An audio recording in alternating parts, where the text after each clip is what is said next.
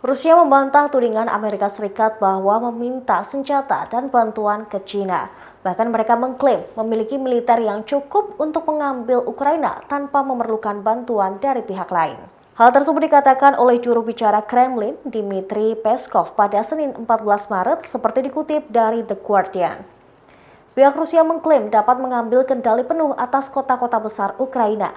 Tak hanya itu, Peskov juga menyerukan pasukan Rusia bisa mengambil kendali penuh pusat populasi utama di Ukraina. Saat disinggung tentang pernyataan pejabat AS yang mengatakan Rusia telah meminta peralatan militer Cina, Peskov membantah klaim tersebut. Dengan tegas ia mengatakan Kremlin memiliki potensinya sendiri untuk melanjutkan operasi. Operasi militer khusus Rusia terhadap Ukraina disebutkan berjalan sesuai rencana. Peskov juga menyatakan invasi itu akan selesai tepat waktu. Namun dia tidak menjelaskan lebih lanjut kapan waktu yang ditargetkan Putin untuk merebut wilayah yang dipimpin oleh Volodymyr Zelensky itu. Sebelumnya, Rusia dituding sudah meminta bantuan kepada China karena merasa rugi setelah lebih dari 2 minggu menyerang Ukraina. Hal ini dikatakan oleh penasehat keamanan nasional AS, Jake Sullivan.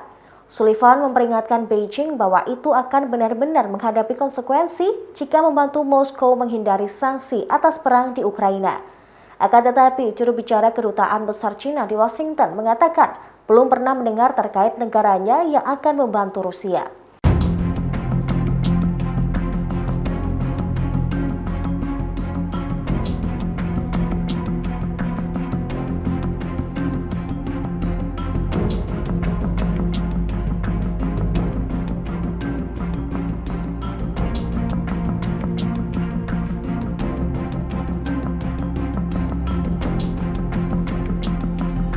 Terima kasih sudah nonton. Jangan lupa like, subscribe, dan share ya.